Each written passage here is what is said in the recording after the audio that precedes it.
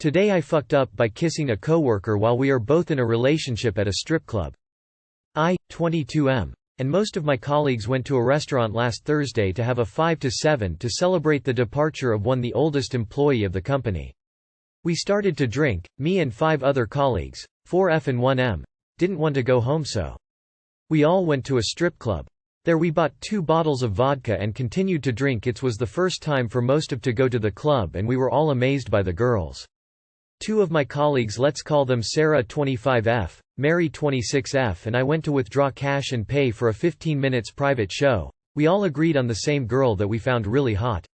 We went to a room upstairs and the rule, because we were more than 2 person at the same time, we couldn't touch her, just sit and watch. So she started removing her clothes and dancing. We were like little kids just looking and not saying a word for the first few minutes, almost hypnotized. Then she started talking to us, telling us that we were a cute trouble and she will like us to kiss. We all looked at each other, thought about it, then said no, because we were all in a committed relationship and the next Monday would be pretty awkward. So we just stood there looking at her dancing, complimenting her body. When the show ended, Mary went to the bathroom. Sarah and I stayed upstairs. She told me that she was really turned on by the girl and never realized she liked girls that much before, and she wanted a second run, just the 2 of us, so this time so she could touch the girl. I said yes, and we went to another room smaller this time, and the dancer was now closer to us. She told us we had enough cash for a 10-minute show, then she put a timer on her phone and the show started. Sarah asked her if she could put her face in the middle of her breast. She said yes, took her face and buried it between her large breast.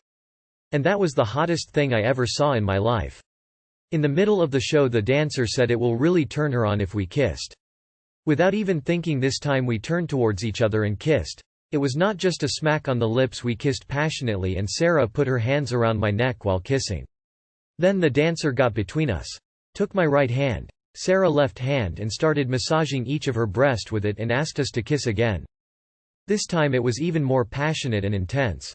Then the show ended and we went down where the other were. On our way there we agreed not to even mention what happened there and to talk to no one about it because she has a boyfriend and I'm also in a relationship.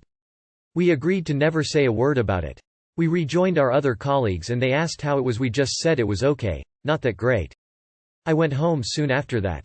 I went home and the first thing I did was to put all my clothes in the washer and take a shower. I was drunk but I could smell Sarah perfume all over me. And I didn't want my GF to smell it. When she asked me how it was I said pretty boring and that she was hotter than all the girls there. I couldn't tell her the truth. For the first time of our relationship I openly lied to her. I went to bed and cried the whole night. The next day Mary told me that they stayed there till the close and that Sarah drank later and she had to take a day off because she wasn't feeling alright.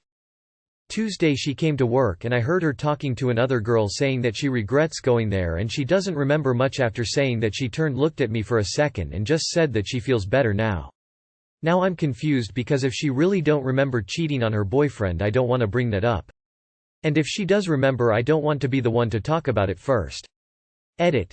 Just to be clear, yes, my girlfriend knew we were going to a club and she told me that she was okay with it.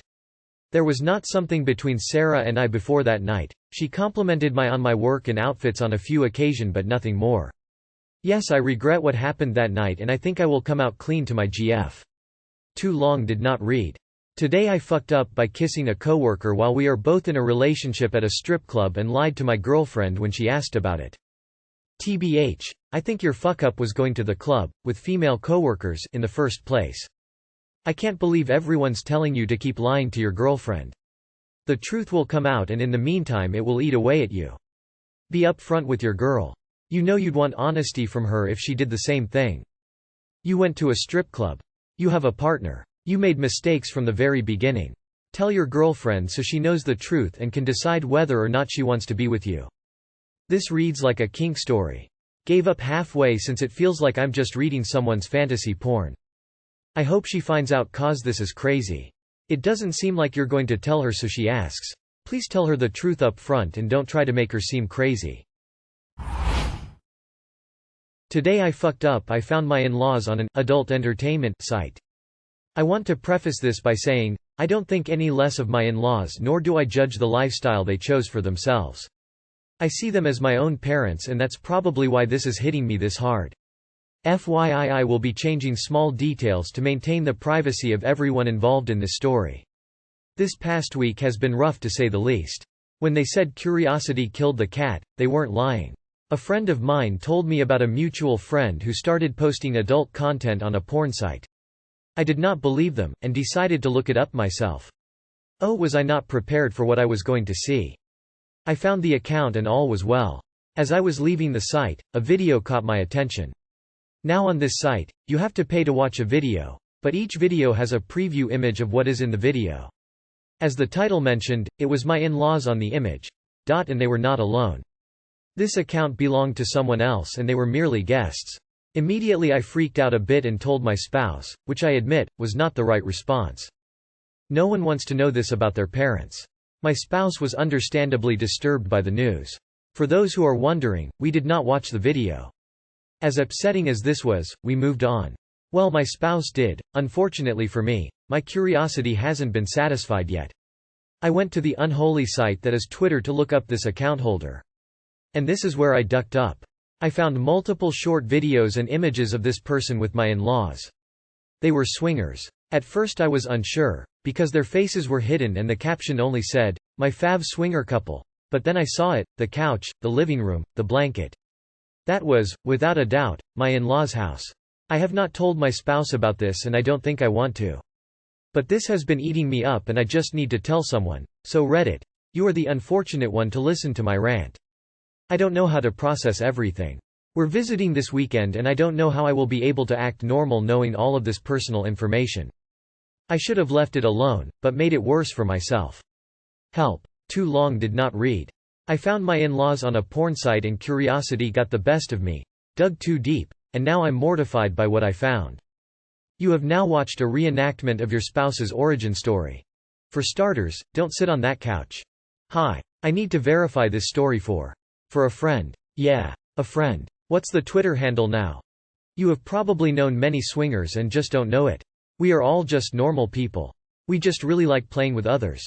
That they swing is their own damn business. That they share it on Twitter is a bummer, possibly literally. Today I fucked up by eating applesauce every day for years. A few years ago I was prescribed omeprazole to treat acid reflux. I have a lot of difficulty swallowing pills, so I followed the directions on the bottle that say you can open up the capsule and mix it into applesauce.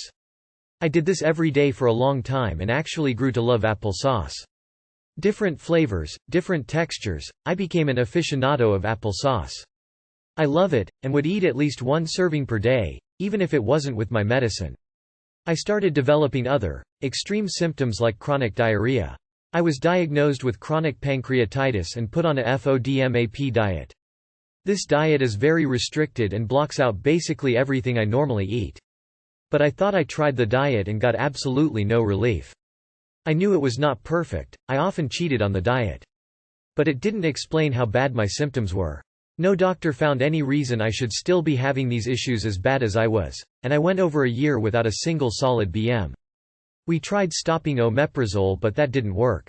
Tried other diets. Nothing worked. Finally one day I decided to research the FODMAP diet a bit further to really try to buckle down and really get serious about cutting absolutely everything out that might be causing this. I decided to use a different resource than what my doctor provided me because it only listed a few things not to eat. Immediately, the first thing on the list of foods to avoid is apples. I thought, maybe it's just alphabetical, but no. Apples are packed with fructose and polyol-sorbitol, which can exacerbate IBS and pancreatitis symptoms. Within 2 days of abstaining from applesauce I had my first solid poop in over a year. I finally am starting to feel somewhat well again, although I feel the damage to my bowels is irreversible. Too long did not read. I ate applesauce every day not realizing it was the cause of my severe GI issues for over a year. Glad you found the core of the problem. An apple a day keeps the solid poop away. An apple a day, my ass. Well, technically yours, but still. Yeah, large amounts of apple basically act as a laxative. Applesauce and apple juice are quite concentrated so they're particularly bad for it. I doubt any damage is permanent though. The biggest problem will be potential malnutrition due to increased gut motility leading you not absorbing enough of the nutrients from food. Occasional apple sauce will still be fine probably. Your gut should recover pretty quickly. For 3 years I was so nauseous I had to often lay down on the floor no matter where I was to avoid throwing up. Finally one day I couldn't get my morning coffee, just a single cup every morning, and that day I didn't get nauseous. I tried it again the next day on purpose and again no nausea. It's been 5 years now without nausea and I can't believe I suffered so long for such a simple reason. Today I fucked up by not knowing that I had been laid off. I was a support tech for this company, which mostly involved supporting desktop computers in a fairly low security environment, although I had stretched my responsibilities a little over time while helping support a small data center and a simple campus network. I arrived early that morning, which wasn't uncommon for me. I greeted the security guard as I entered through the main door as I had done every morning for 3 years. No questions, nothing seemed any different than any other day. The door to our office had a physical push-button code, which hadn't changed in many, many years. I sat down at my desk and tried to log in, only to find that my password was being rejected. This seemed odd, but with no one else around to assist, I took it upon myself to reset and unlock my password using the domain's administrator account, which was a password shared between SYS admins for such an occasion. I didn't see anything odd in the log to explain the issue, so I went on with my day, working tickets in the queue, thinking I'd ask the SYS admin team about it when they came in later. About an hour later, my supervisor and his manager entered the room.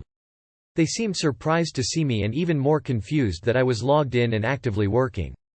They explained that I had been let go this morning and that all my physical and network access should have been removed. I didn't explain how I got around all of that. I saw no reason to get others in trouble. I packed my stuff into a box and walked out the door with them. I really wish that they had been up front and told me about this in person rather than trying to surprise me, but in the end, it did end up leading to the opportunity of a lifetime and I landed an amazing job a few weeks later. Too long did not read. Used a root account to regain access to a network, not knowing that I had been let go. It turns out he was laid off 5 years ago and no one ever told him, but through some kind of glitch in the payroll department he still gets a paycheck. Any company that lays someone off in this manner is absolute dogshit. So how were they supposed to inform you? Did you miss an email? Skimming through various laws. IANAEMPLOYMENTL. It looks like most places termination only applies from the time they notify you. But in this case, the extra hour or two of work you before the notification probably isn't worth arguing over. Sounds like they really dodged a bullet there. I hope they are a lot more careful next time they sack someone with root access.